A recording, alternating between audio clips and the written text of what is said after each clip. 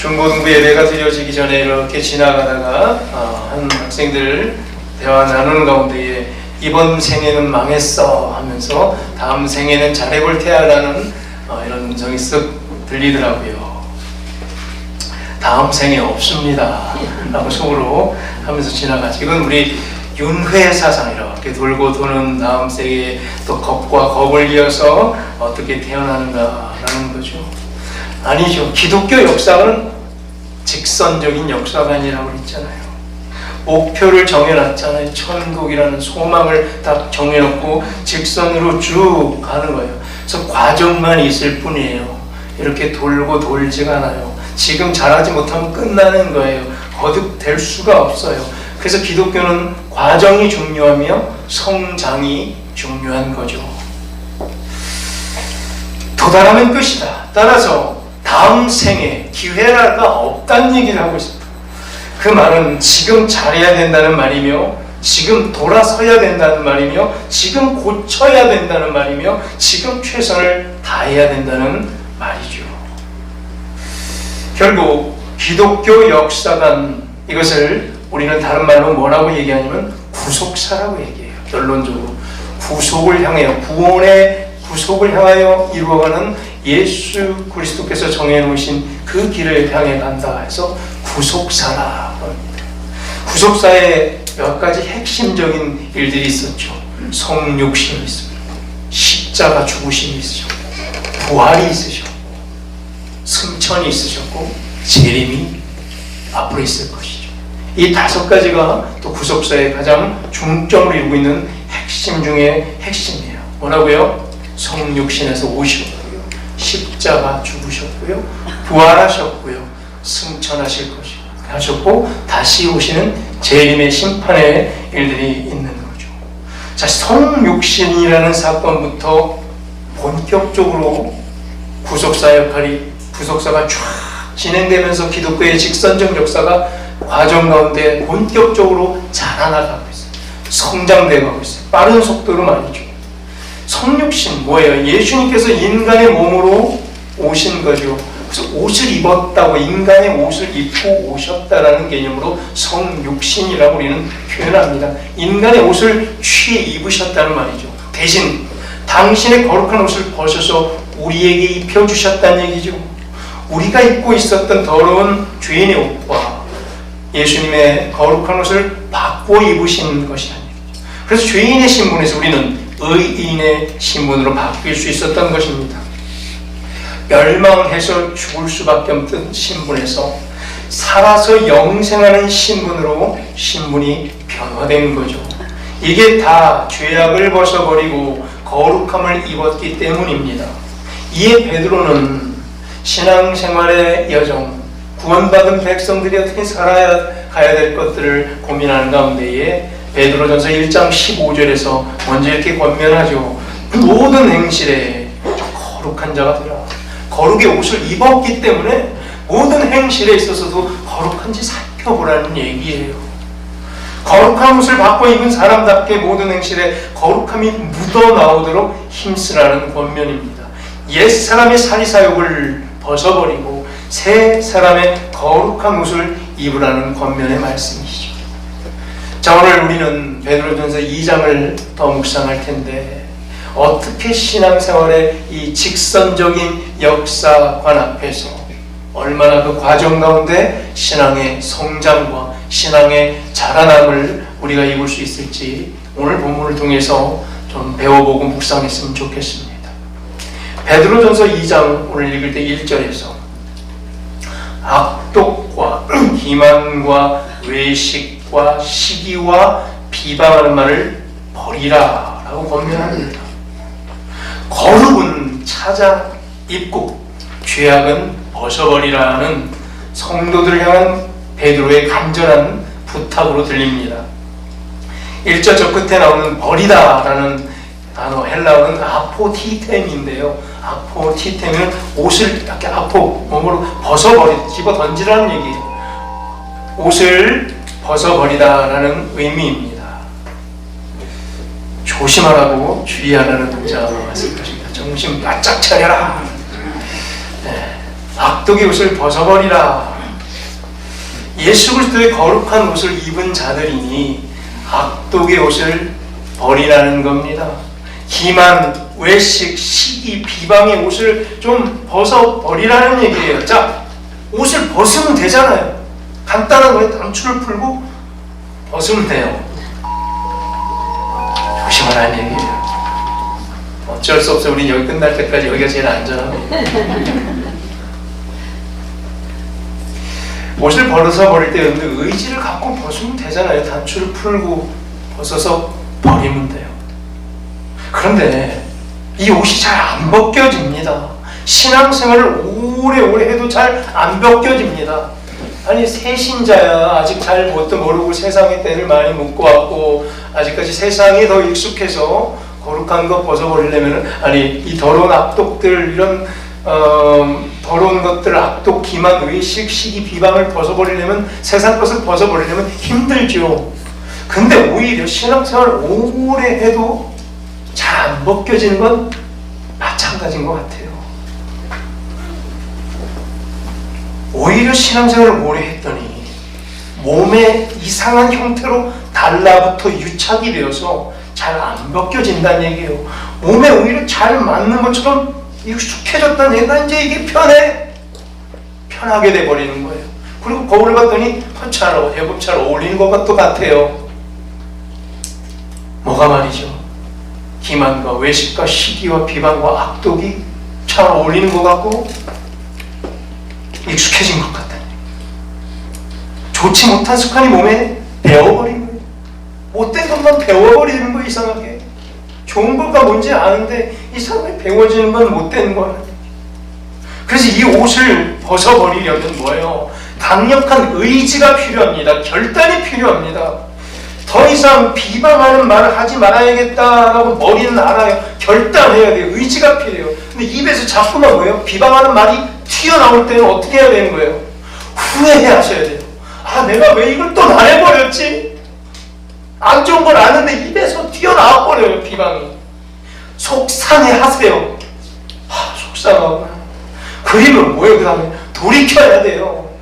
왜 자꾸 내가 이러는가 하면서 강한 의지를 가지고 기도하셔야 돼요.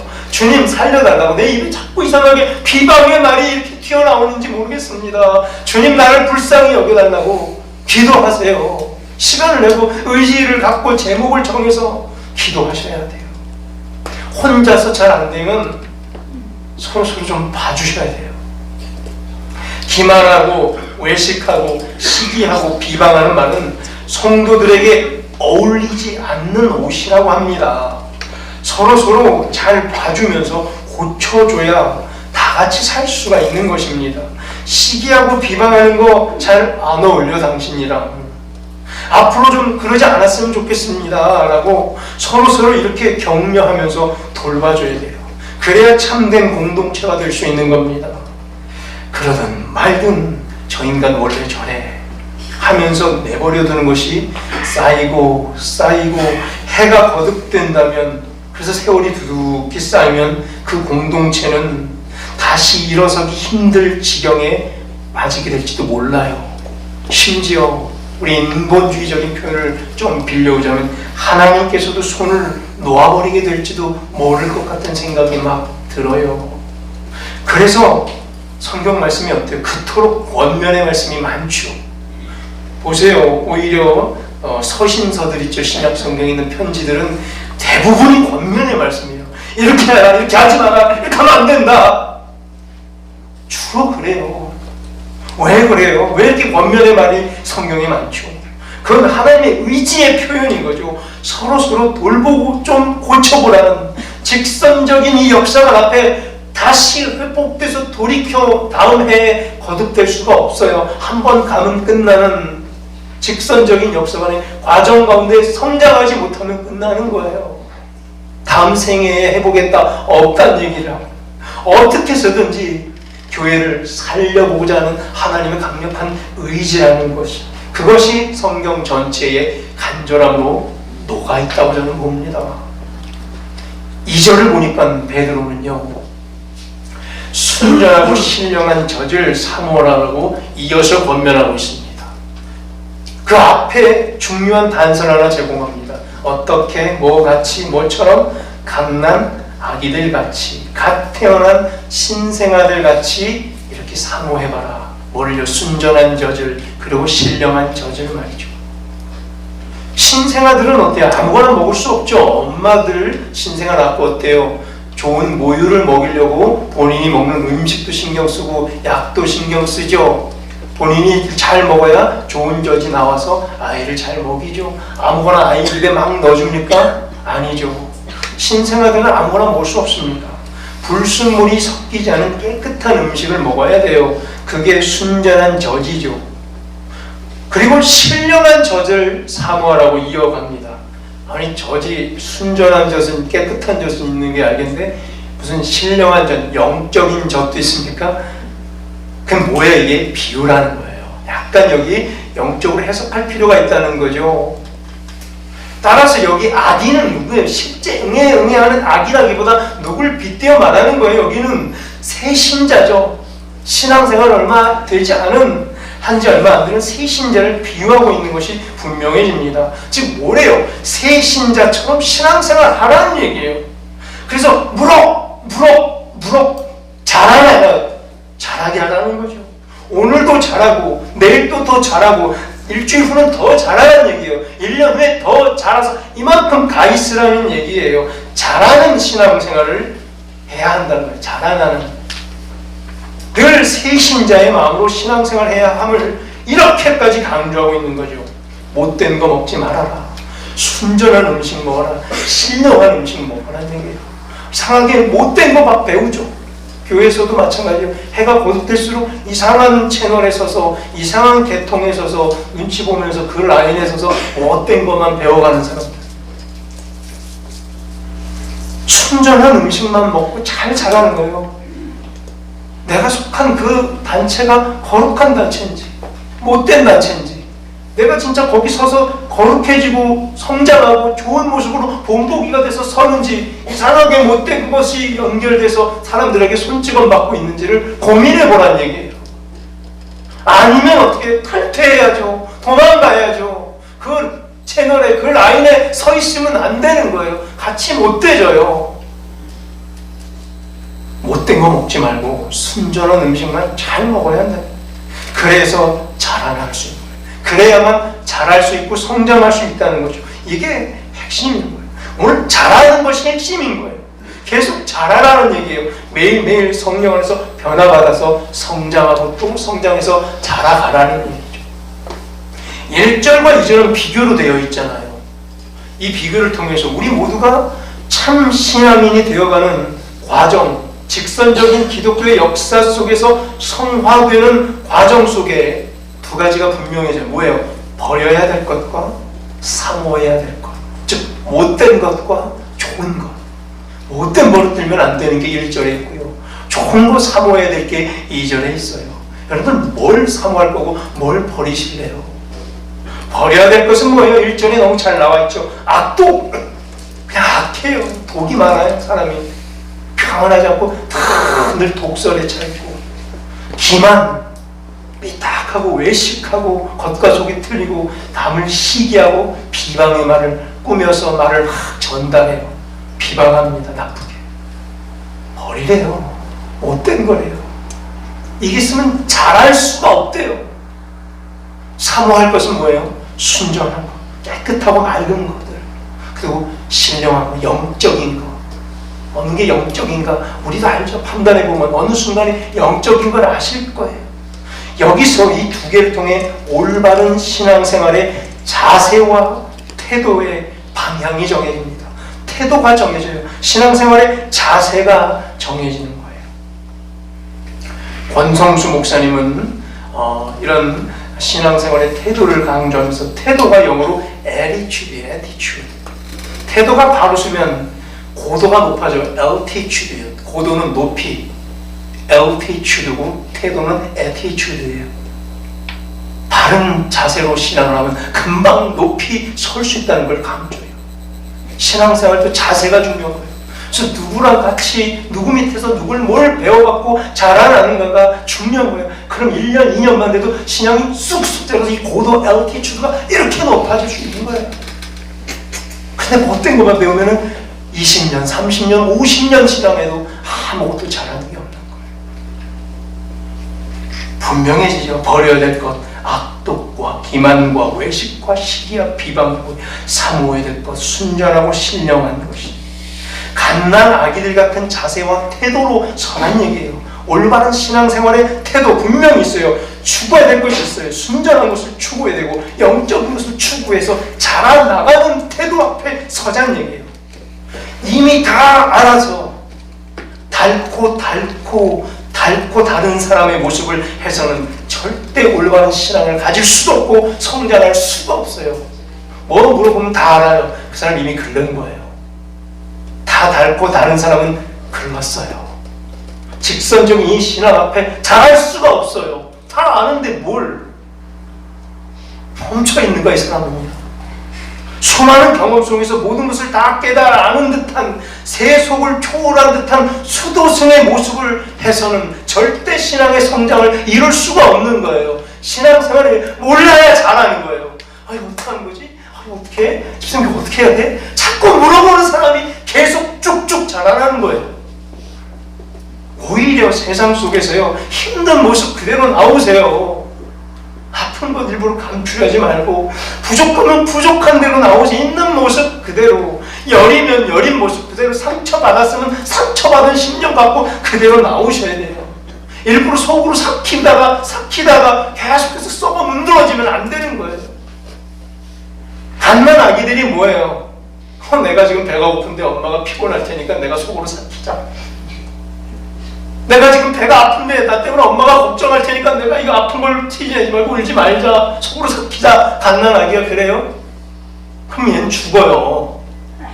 어떻게 하라는 얘기예요? 갓난 아기들 같이 아프면 아프다고 말해야 되는 거예요. 진작에 다 썩어 문드러지기 전에.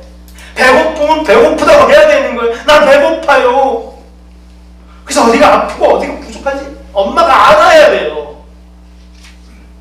얘가 지금 뭘 알고 뭘 모르는지 분간해내야 되는 거예요. 뭣도 모른 채 계속 갈 수도 없고 아는 채 계속 갈 수도 없는 거예요. 모르면 모른다고 시인해서 바로 알고 고치면 되는 거예요. 모르는데 모른 채 하고 아는 채 하고 가다가는 큰일 나는 거죠. 분간해내야 돼요. 그래서 결국에 뭐 하자는 얘기예요? 돌이키고 바로 잡고 고치고 가자는 얘기예요. 그것이 구원에 이르는 여정이에요. 자라가는 거, 점점 자라가는 거. 이렇게 조금씩 매일매일 자라가셔야 돼요. 지난주보다 이번 주 오늘 더 이만큼 자라시고 오늘보다 다음 주에 이만큼 더 자라가시고 보세요. 그러다 보면 어느 순간 예수님께서 본때를 보여주셨죠. 본으로 보여주신 모습들이 내 삶 속에서도 조금씩 나타나게 되는 거예요. 근데 이미 다 알고 있으면 잘할 수가 없는 거예요. 다 아는 듯한 표정으로 닳고 다른 사람처럼 앉아있으면 안 돼요. 어떻게 설교 들으라고 그랬어요? 한 손에는 빨간색 날카로운 볼펜, 또 한 손에는 형광펜을 들고 그면서 적고 이렇게 오늘 어떤 말씀이 있을까요? 이런 자세로 들으셔야. 이게 새신자 아니에요? 새신자 때도 이러고 예배 드셨어요? 새신자 때 등 뗐잖아요. 피곤하신 분들은 되세요. 우리 하지 마시고. 전 등 뗀다 그랬죠. 부목사님 설교에도. 항상 뭘 적으려고 애쓰죠. 형광펜 들고 볼펜 들고. 모래도 하나 더 은혜 받아보려고. 누가 뭐래도 마찬가지인 거예요. 이렇게 엉덩이 끝 딱 거치고 딱 보이 아름답습니까? 여러분들 꼴 보기 싫죠 솔직히. 예뻐요 그 사람? 딱 걸쳐가지고 딱 다리 하나 보고 내가 저 설교 10번 들었어. 세상에서 가장 형편없는 소리가 이런 소리예요. 예수님께서 너무나 기뻐하지 않으실 소리예요. 배우실 자세를 취하셔야 돼요. 그게 어린아이 같은 거 아니에요. 닳고 다른 자세로 오지 마세요. 오늘 처음으로 긴장된 자세로 오세요. 예수님이 그걸 원하세요. 그 표정을 원하세요. 그리스도의 장성한 분량까지 우리 자라나가야 되기 때문입니다. 그러나 이해도 돼요. 그 사람이 이해가 돼요. 세상에서 발을 딛고 살아가는 어린애들이 이기에 세상 속에서 많이 변질됐잖아요. 힘들었잖아요. 예를 들어 보면 중고등부 착실하게 다녔고 대학 청년부에서 열심히 리더도 하고 찬양도 하고 잘 훈련받았고 이제 직장 생활하러 청년들이 세상으로 나아갑니다. 직장 새내기로 청년들이 나아갑니다. 처음에는 내가 배운 복음대로 직장을 바꾸고 전도하고 직장에 선교의 터전으로 되리라 라고 굳은 결단 갖고 나아가죠. 근데 그게 잘 됩니까? 처음에는 교회에서 배운 대로 순전한 마음과 신령한 마음으로 세상에 서보려고 노력합니다. 그러나 세상이 호락호락하지 않아 세상이 오히려 그를 변질시키기도 합니다. 우리가 살고 있는 사회, 현실, 직장과 삶의 현장은 어떻습니까? 이미 닳고 닳은 사회죠. 악독하지 않으면 살아남기 힘든 현실이죠. 기만하고 외식해야 버틸 수 있는 직장이죠. 시기하고 남을 비방하고 눌러야 내가 승진할 수 있는 삶의 현장일지 모릅니다. 그래서 처음에는요, 순전한 마음으로도 서로서로 대하고 은혜를 베풀려고 대안고도 해보지만, 신령한 마음으로 대해봤지만, 교회에서 배운 대로 해봤지만 나한테 돌아오는 건 뭐예요? 상처만 고스란히 받게 됩니다. 처음에 안 그랬는데 이렇게 상처가 쌓이니까 일그러져요, 이 사람도. 세상과 신앙이 같은 공간에서 함께 공존할 수 없다는 괴리감을 처절하게 경험합니다. 세상에서 실감합니다. 교회에서 배우고 내가 묵상한 것이 세상에서 살아남는 데 있어서 크게 작동하는 것 같이 않아 보입니다. 거기다가 한 수 더 충격적인 장면도 목격하죠. 살다 보니까 직장생활 선배 중에 교회 다닌다는 사람들이 어때요? 더 비도덕적이고 비합리적이고 이기적이고 자기중심적이고 말을 함부로 하고 시기와 비방의 말을 일삼는 현실을 깨닫기도 합니다. 어때요? 또 그러다 보니까 처음부터 보니까 저 사람 너무 악독해 보였고 맨날 외식하고 거짓말하고 겉과 속이 달라 강자들은 상사에게 아첨 떨고 약자인 부하 직원들은 함부로 대하는 어떤 사람 처음부터 너무 싫었는데 저걸 너무 싫었는데 나중에 알고 보니까 무슨 교회 집사래더라. 무슨 교회에 권사라더라 그럽니다. 그럴 때 크리스천들은 세상 속에서 괴리감을 크게 느끼죠. 교회 안에서 배운 것과 그것을 세상에 들고 나가서 삶으로 살아내는 과정 속에서 괴리를 느끼게 됩니다. 그래서 실망에 실망을 거듭하면서 처음엔 뭔가 바꾸려고 했어봤지만 이제 그들과 동조된 채 아무래도 안 되는 걸 깨닫고 그것이 부정적으로 마음에 쌓이고 상처가 쌓이는 중에 그러던 경우 중에 결혼해야죠. 청년들도 결혼하게 되고 가정을 이룹니다. 이제 혼자가 아니죠. 그러니까 어때요? 더더욱 주변을 살펴야 됩니다. 혼자 있을 때보다 2배, 3배 더 신경 쓰고 주변을 살피고 맞춰봐야 해요. 눈치 봐야 돼요. 그러면서 청년 때 보였던 야성은 다 꺾이게 되고 외쳤던 함성은 줄어들게 돼요. 그런 중에 자녀까지 갖고 자녀가 하나 둘 늘어가요. 자녀를 잘 키워야 한다는 책임감 하나로 아마 살아남을걸요. 우리 아버지들 다 그렇게 사셨죠. 더더욱 세상의 눈치를 보게 될 거고 서서히 교회에서 배운 참 신앙의 길에서 점점 멀어지게 될 것이고 복음의 기상은 어느 순간 무뎌져 있을 것입니다. 그러던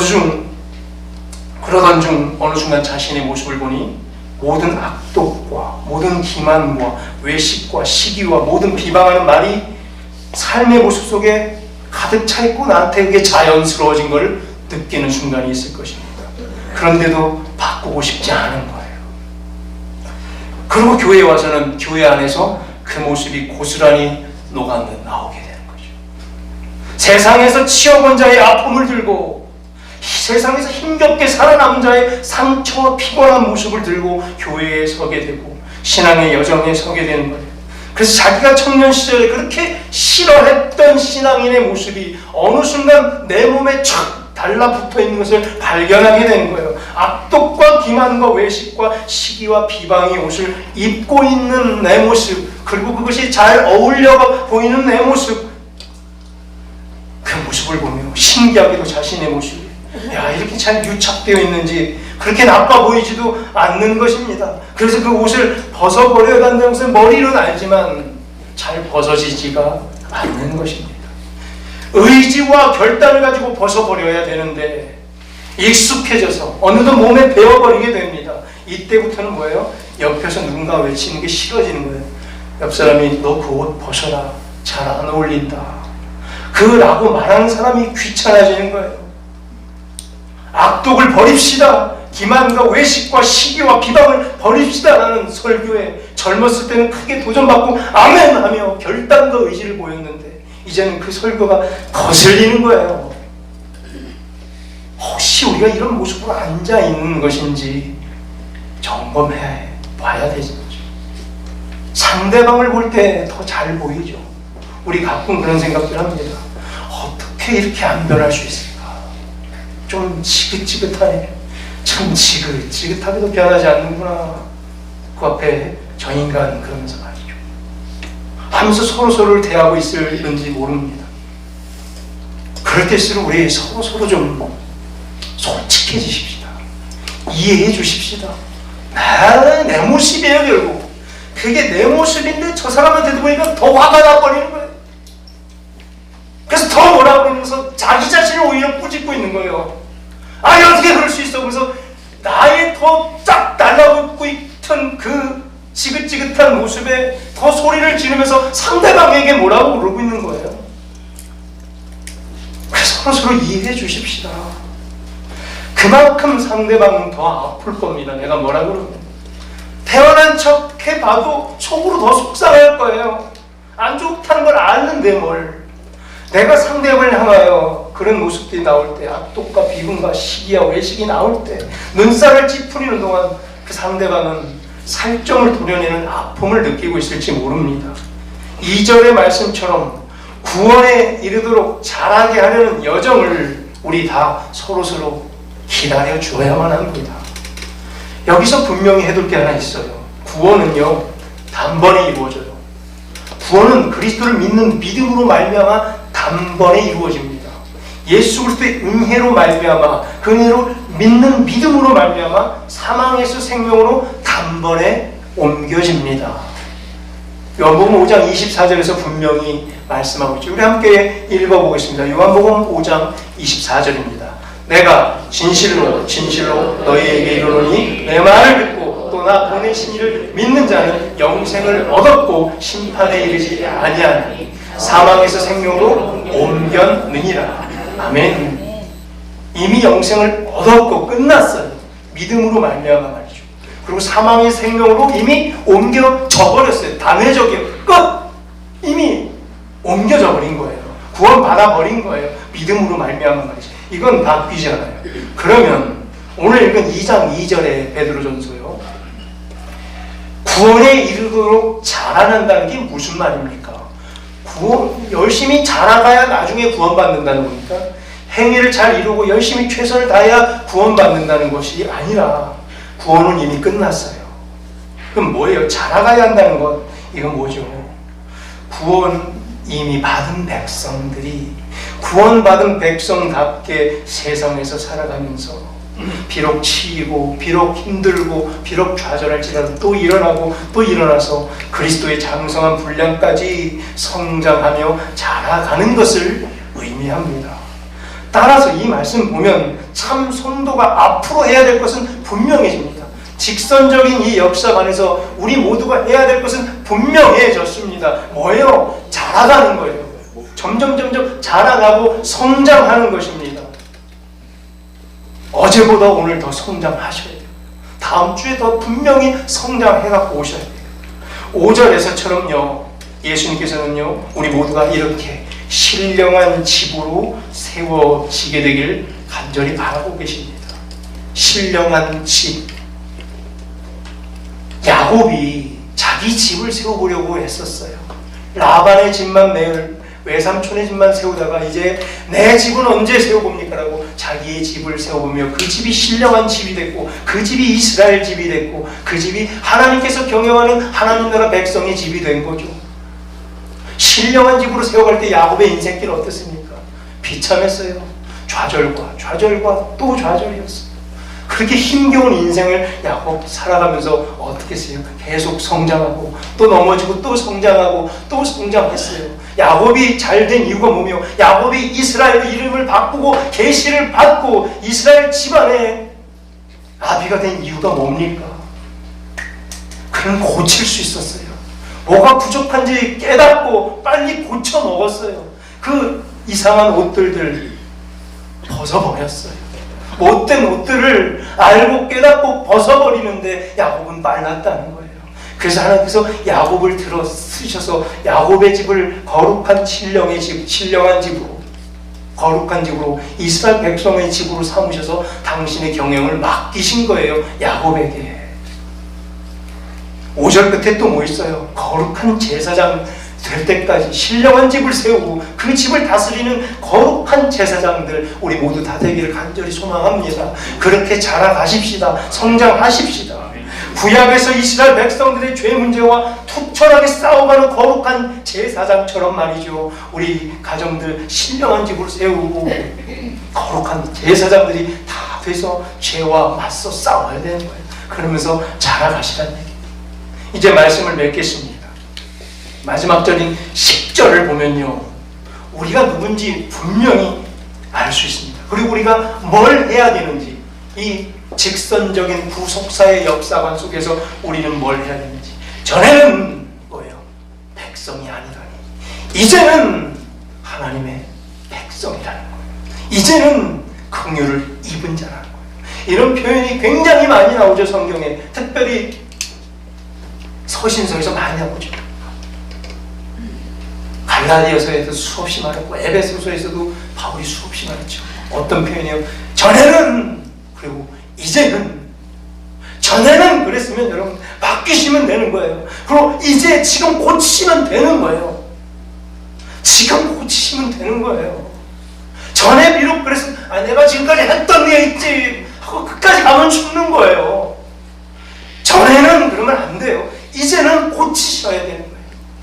그게 성장이에요. 그게 하나님의 백성답게 긍휼을 입은 자답게 이제는 성장하는 자의 자세라는 거예요. 이제는 내가 맞다는 거예요. 하나님의 내가 백성이다. 이제는 내가 긍휼을 입은 자다. 이제는 내가 거룩의 옷을 입은 자다라고 말이죠. 이제 이 못된 옷을 내가 벗어보겠다는 의지를 밝히셔야 돼요. 우리 옆사람이 확인 받으셔야 돼요. 집사님 나 좀 살려주세요. 내 옷 이거 벗게끔 도와주세요. 나를 좀 기다려주세요. 내가 당신 이해합니다 라고 말이죠. 우린 누굽니까? 하나님의 백성입니다. 이제 누군가는 더디 걸릴지 모르지만 그래도 함께 기다려주면서 함께 성장해 가십시다. 왜냐하면 우린 누굽니까? 한번 줄 그어보세요. 형광펜으로. 3절에 우리가 누구기 때문에 인자하심을 맛본 자. 5절에 우리가 누굽니까? 산돌같이 신령한 집으로 세워져 가는 자들. 5절에 우리가 누굽니까? 끝에 하나님이 기쁘시게 받으실 신령한 제사를 드릴 거룩한 제사장들입니다. 9절에 쐐기를 탁 박죠. 그 유명한 장 베드로전서 2장 9절입니다. 우리가 누굽니까? 누구기 때문에 9절에 택하신 족속. 우리가 누굽니까? 왕같은 제사장이에요. 우리가 누굽니까? 거룩한 나라입니다. 우리가 누굽니까? 하나님의 소유된 백성인 줄로 믿습니다. 그렇기 때문에 오늘도 우리가 갓난 아기들같이 새신자같이 오늘 처음 감격하고 구원의 확신 속에서 성령 세례를 받고 처음 신앙생활하는 새신자의 마음으로 아기들같이 순전하고 신령한 젖을 사모하며 성장하고 자라가시는 우리 모두 되기를 소망합니다. 가까운 미래의 어느 날 더 많이 성장한 모습으로 서로서로를 격려하며 마음껏 축복하며 존귀한 하나님 나라 백성답게 오늘도 무럭무럭 자라가고 성장하는 우리 모두 되기를 주의 이름으로 간절히 축원합니다.